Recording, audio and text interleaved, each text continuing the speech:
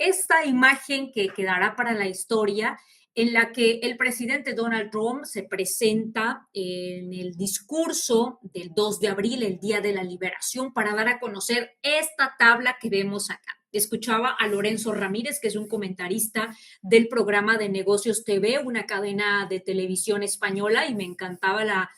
el paralelismo que hacía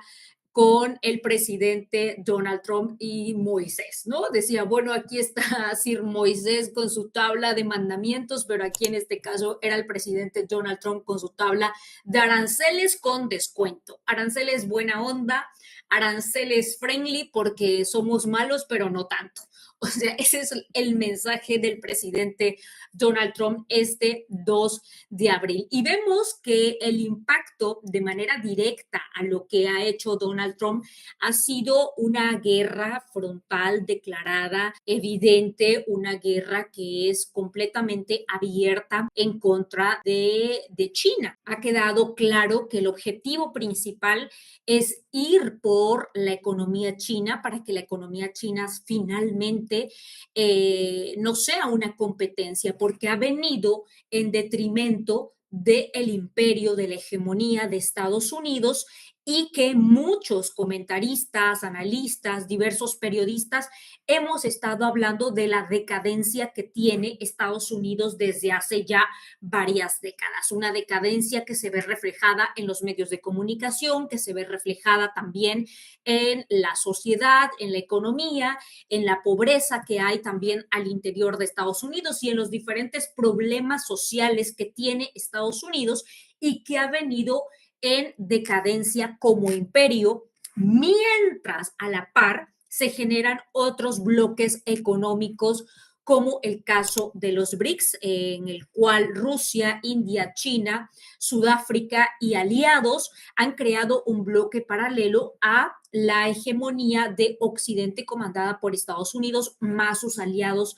en la Unión Europea y diferentes emisarios alrededor del mundo. Lo que vimos este 2 de abril fue justamente esa lucha, esa guerra de manera directa en contra de China, imponiéndole aranceles del 34% que impactan directamente en la economía tanto de China como de Estados Unidos, porque hay una dependencia mutua entre ambos países, y esto no solo con el objetivo de debilitar a China, sino con el propósito de debilitar a todos aquellos países que también tienen relación comercial directa con China, como el caso de Rusia, como el caso de Venezuela, que vamos a hablar en un momento más del impacto en el escenario de América Latina, que si bien los aranceles con descuento y buena onda de Donald Trump fueron generalizados para América Latina en un 10%, hay sus excepciones en las que hay más aranceles y habrá un impuesto mayor. En segundo lugar, vemos la Unión Europea. La Unión Europea con un 20%, los eternos amigos, los eternos aliados después de la Segunda Guerra Mundial, cuando se conforma lo que hoy conocemos como el modelo liberal, el modelo de libre mercado, el modelo en el que prácticamente dejar hacer, dejar pasar y todos nos hacemos ciegos. Bueno, ese modelo que desarrolló Estados Unidos después de la Segunda Guerra Mundial, que tuvo sus inicios también con la caída del muro de Berlín, con todo esto, bueno, se fortalecieron los lazos entre la Unión Europea, Estados Unidos, y se formó una especie de pacto transatlántico que fue también, que dio como resultado la puesta en marcha de diferentes bases militares en la Unión Europea. Esto como propósito principal de Estados Unidos de ir en esencia dominando el escenario en la Unión Europea para evitar también de manera general que Alemania creciera como economía. Por eso es un tanto que la Unión Europea se configura como bloque, porque pues entre ellos sabemos que también hay rivalidades, hay disputas, pero finalmente logró Estados Unidos este acuerdo transatlántico y esta unidad de las 27 economías para evitar justamente que hubiera crecimientos como el caso de Alemania, que hoy se encuentra en una crisis económica bastante fuerte. Y lo interesante es cómo Donald Trump, desde que llegó, ha dado un mensaje, un discurso sumamente fuerte en contra de los europeos, ¿no? Ha sido un discurso que el propio J.D. Vance, ustedes recordarán, hace un mes más o menos, cuando estuvo en la conferencia de seguridad de Múnich, el vicepresidente de Estados Unidos, J.D. Vance, atacando a los europeos, llamándolos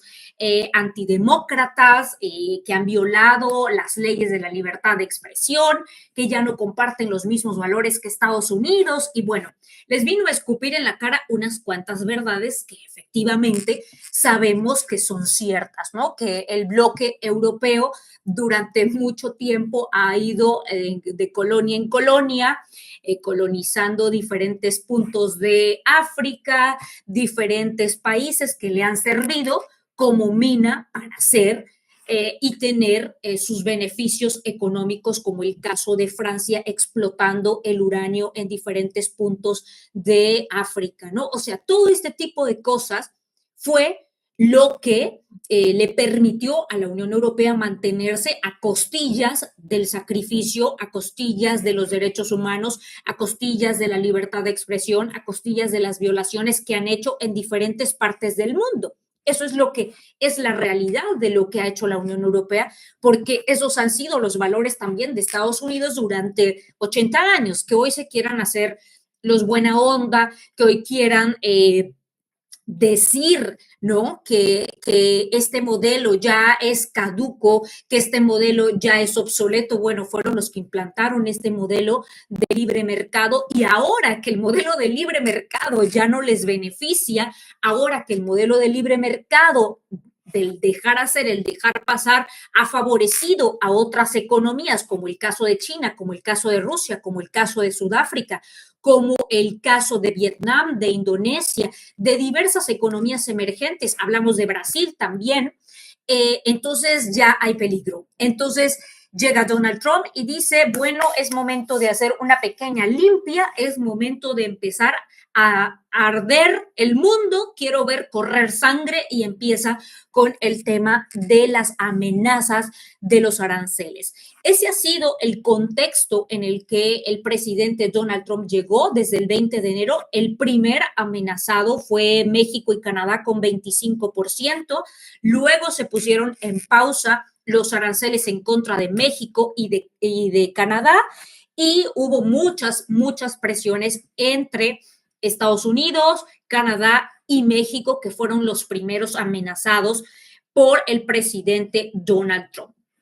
Y si ustedes ven acá en la tabla en el menú de aranceles con descuento, todo lo que ha hecho o hacia dónde va dirigida esta batalla del presidente Donald Trump, esta guerra económica, esta guerra que no solo tiene que ver con un tinte económico, ojo, tiene que ver con un tema geopolítico, tiene que ver con un tema de reconfiguración del orden mundial a partir de lo que hoy estamos viendo ya como una caída, aunque no se diga de esta forma, pero que evidencia la decadencia de Estados Unidos, y que lo que desea Estados Unidos en este momento es una reconfiguración del orden geopolítico y del orden económico mundial, porque están afectando sus intereses. Vean los amigos, los aliados, incluso el caso de Japón,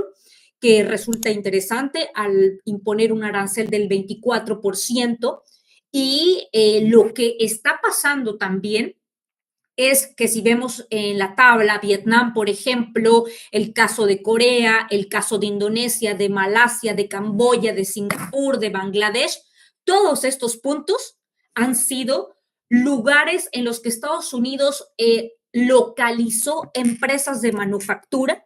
que le sirvieron en su momento debido a varios factores, entre ellos el factor de la corrupción, como el caso de México, entre ellos la baja tasa de impuestos, entre ellos que muchísimos de estos gobiernos de tanto de Asia como de América Latina, de Centroamérica, México, incluso cuando estuvo gobernado por la élite neoliberal, por la élite corrupta comandada por el PRIAN hasta el sexenio de Enrique Peña Nieto. Bueno, todos estos empresas estadounidenses como Nike, como la marca de coches, ¿cómo se llama esta marca de Chrysler, Ford, etcétera? Todas estas marcas, Levi's, etcétera, fueron a otros países. ¿Para qué? Para poder obtener tasas preferenciales, para obtener incentivos fiscales, para poder utilizar la mano de obra barata, pagarles $1, $2, niños que trabajan en maquilas, que no tienen ningún derecho social, ningún derecho o ningún beneficio laboral, con salarios de burla. Y ahí fue donde se aprovecharon estas empresas estadounidenses y se localizaron en estos países que, debido al sistema de corrupción que le beneficiaba en su momento a Estados Unidos, aprovecharon estos bajos impuestos. ¿Por qué? Porque ya en Estados Unidos resultaba más costoso la manufactura, etcétera, lo que efectivamente fue generando que la industria estadounidense fuera decayendo y que todas estas empresas se relocalizaran en lugares más baratos para poder fabricar para Estados Unidos, convirtiéndose de esta forma el mundo en la fábrica de Estados Unidos. Eso fue lo que realmente pasó.